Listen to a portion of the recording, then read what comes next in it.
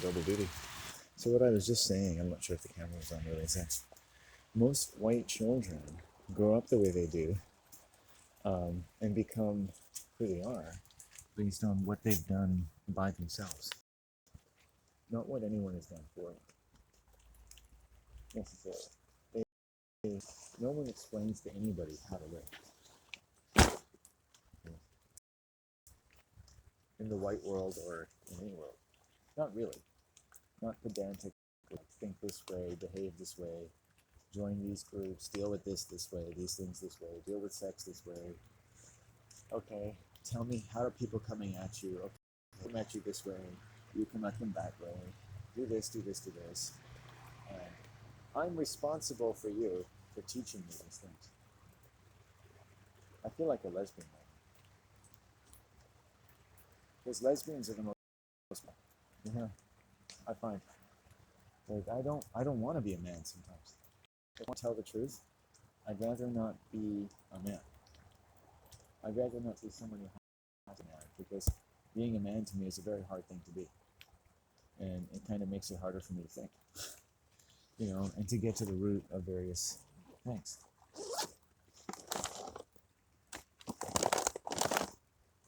Why? Well, because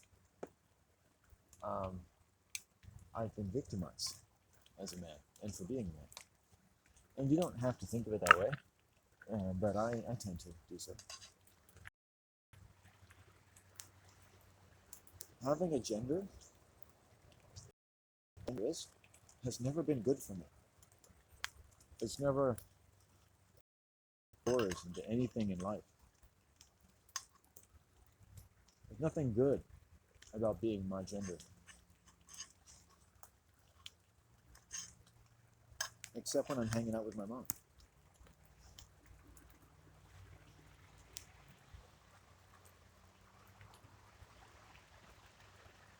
Which, to a degree, is maybe making jokes about the boobs of the girl on the TV show.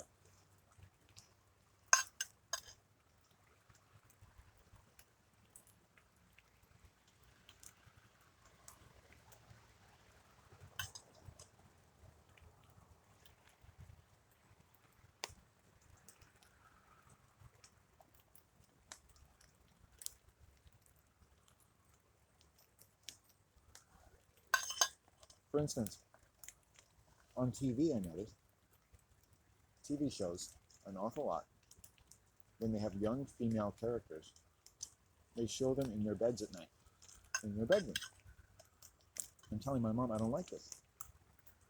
What I can't tell her is that when I was a young boy, or young man, I was surrounded by estrogen, boobs everywhere.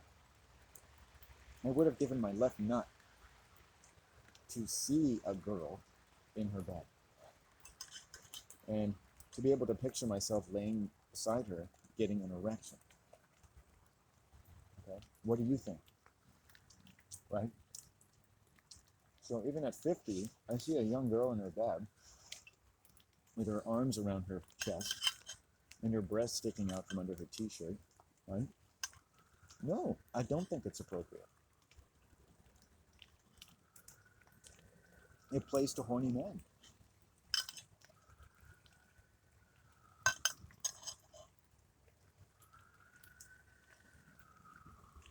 You hear that fucking ambulance? Every day.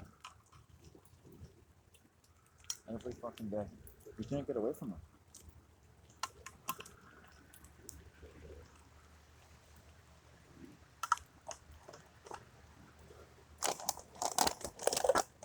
I'm trying to have a day without having a day. This is a very surreal environment for me, because I'm so cold, but nature's telling me it's okay, so my hands are freezing, but I gotta eat, right? So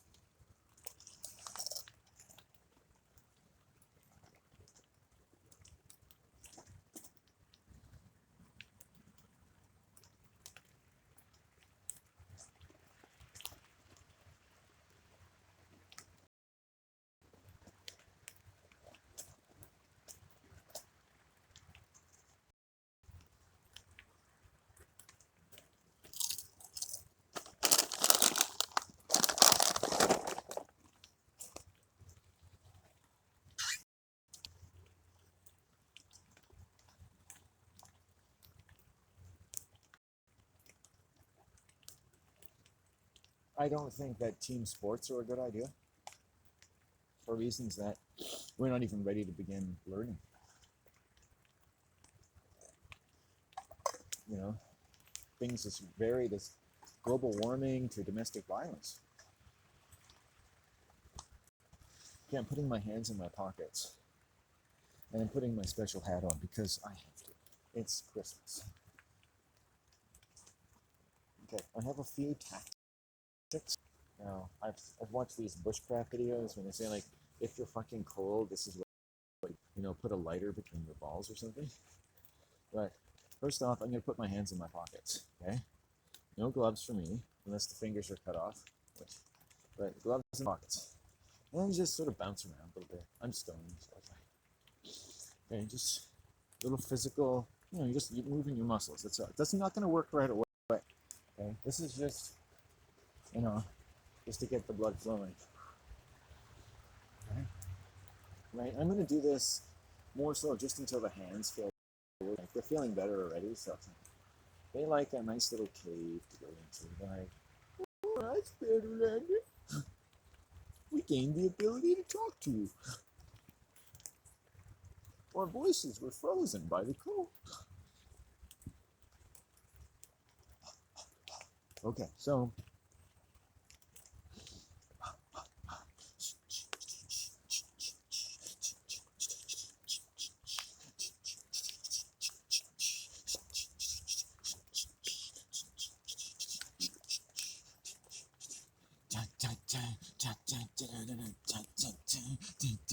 yeah. I am the Black Panther. Yes, I'm an assassin. Apollo Creed, Jason Bourne, and the almighty Falcon Lord of green and sandy things, where slugs are known to move.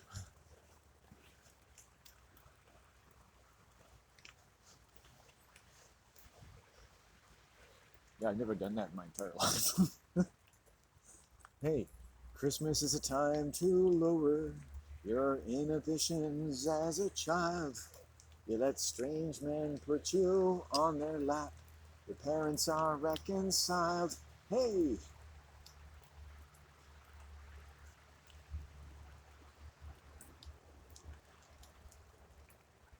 Sometimes I think I've a penis and I long for your snatch, mangina, your gonorrhea, your chlamydia, your venereal herpes, yeah. I want you to know that my penis is still getting hard when I think of you. My own to sheath myself in your inward erection. Her vagina is like an erection turned inside out. It's the negative to our positive. You know, it's the sheath for our Keith. It's like you're home, man.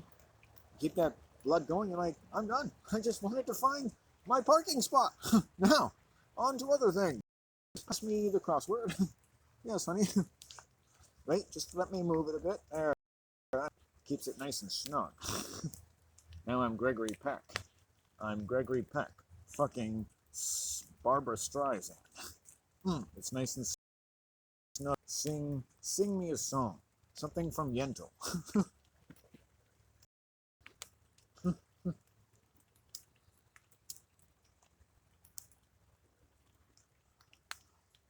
Gregory Peck is talking to the school counselor. Let's go. Nuremberg. And also, pick a gender, right? You know, there's gender fluid. It's like people just never make a choice. They're kaleidoscopic. My gender is kaleidoscope. No, it's Rubik's Cube. You have to fondle me, and even then, it almost never comes together. You gotta take me apart into little pieces and then put me back together again.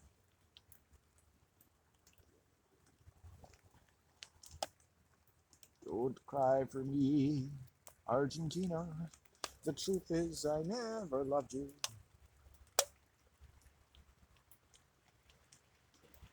There are dark messages in our media. My mom is at home, wrapping presents. I'm here in this cathedral of nature. Winter at her finest. I guess I'm going to have to get walking. So next thing to do is a stretch. Get that blood.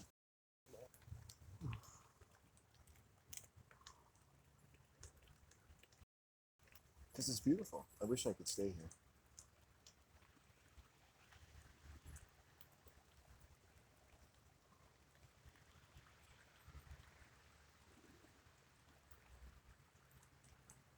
Not in this position exactly, but you drift.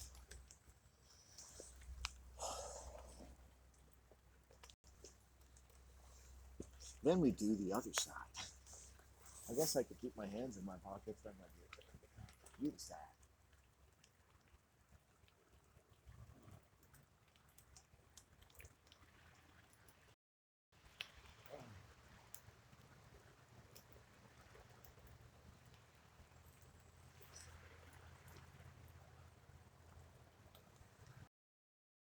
Lots of little decisions mean more. When I'm out, although I'm usually stoned, every decision I make is a big deal.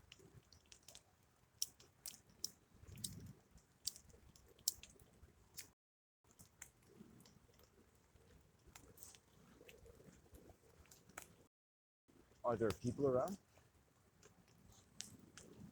Okay. I'm stationary. It would take me a minute to pack up my things, so thankfully I've only got 2 things that are out. This is beautiful. I recognize the beauty of the sky. It's amazing. It's snowing. Basically, it's full on snowing now, so. Huh. Cold.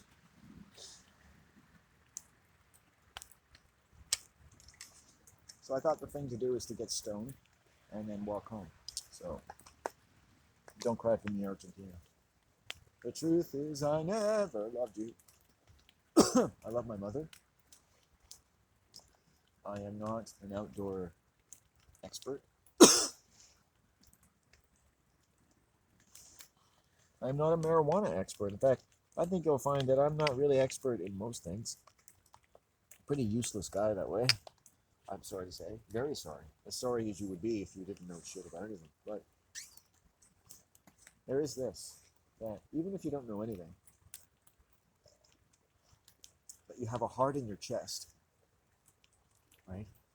Then you could represent all the people who don't know anything, right? Or people that maybe don't know anything, but they know some things. And it's the things we know that matter most, not the things we don't, right? What I'm really saying is that we know what we don't like. I learned as I got older that you could have something called preferences.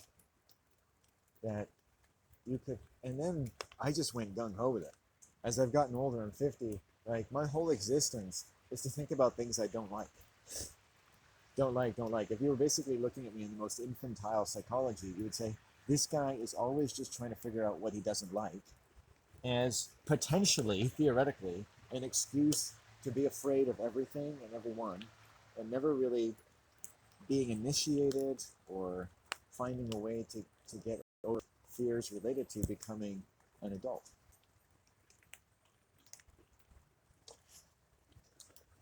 I don't live like a regular adult, to the point that I'm sure there are people I wouldn't want to know who, without a thought, would probably, if asked by any of their peers, designate me as a very peculiar man, if I'm an adult at all. Now, in my spirit of spirits and in my heart of hearts, I wish this were not the case, because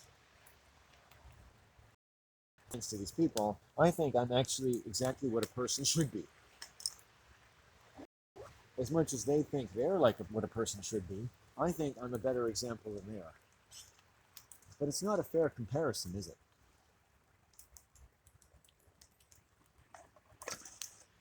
because I don't know them any more than they know me. So don't be a prick. Yeah, that story. Because it makes me more visible, if nothing else. Then put this on.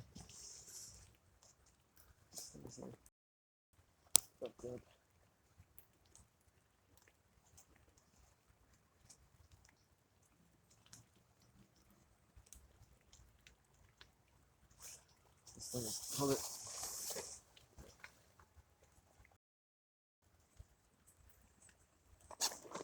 Sorry. This is kind of fucked up. Now, as I narrate my own day, is my hands are pretty cold, and I want to keep this camera going if I can. That's my goal. By putting on some gloves for a little while, because I think for a little while, but not completely, and then I can take them off when I choose. So just for the time being, I'll put these just very simple gloves on. Make sure I put my pot away. Yes, yes, yes. Okay, so we're ready to face the elements. Okay. Yeah. The best thing I could do at this point, I can keep this camera on, is to be ramrod straight about walking. Let's do it.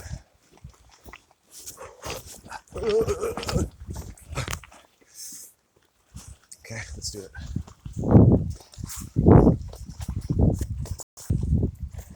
I only had one subtly negative encounter today. Really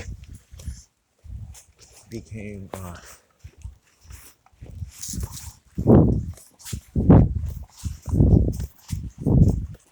disaffected. I have become, I think it's part of my profile of living here that middle class white males might find interesting. None of whom I'm sure I sound like, and I'm sure you're much more capable than I am. False humility alert. I actually think you're douchebags. Sorry. And we can call each other douchebags, and then we're probably better off doing that, actually. I think it puts us on better ground in general, because I probably am a douchebag, and quite frankly, there's no point in us talking if I can't call you a douchebag. You know, if nothing else, just down to my level. False humility alert ended. Now the gloves come off.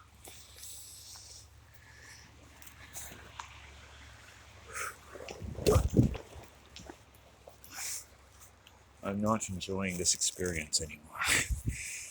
Wait, no, sorry. This is a very inclement world I'm living in here. That snow is everywhere. I mean, it just gets all over you. What is this? It's snow, sir. Oh, imagine the first explorers that got to the area.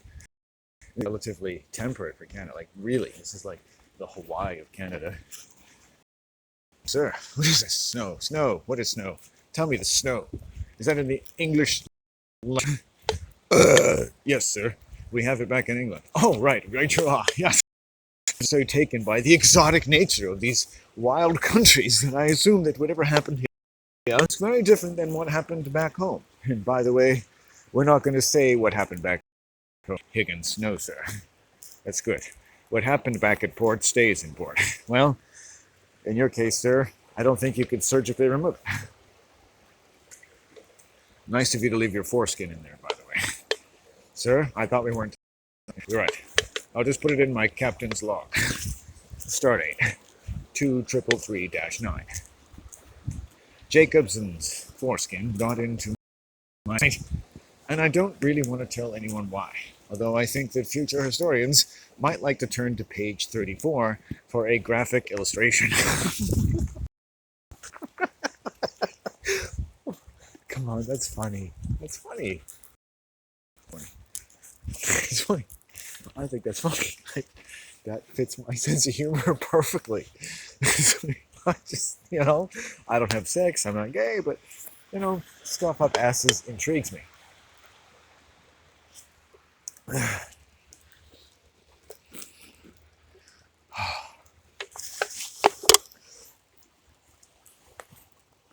I think if you like your same sex, you probably have dreams of making love to them at some point in your life. And I've never woken up in a cold sweat kissing my best friend.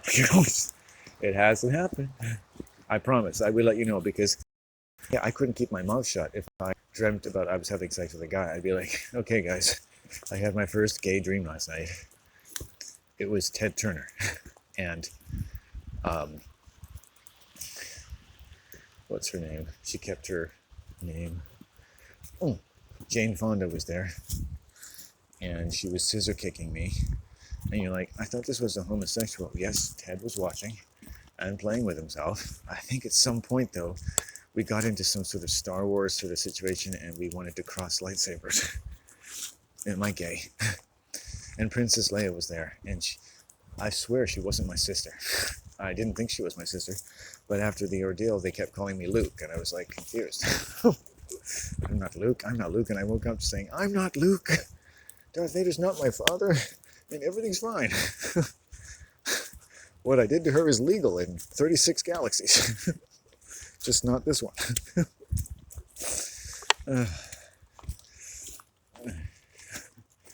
We did gender reassignment surgery on our first date. Like Donnie and Marie Osmond.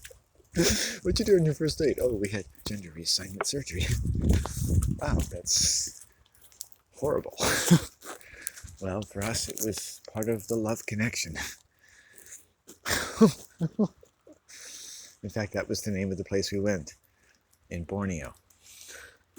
They hook us up to our spirit animals. Mine is a horny gay porn star from the 1960s. And his is Leona Helmsley.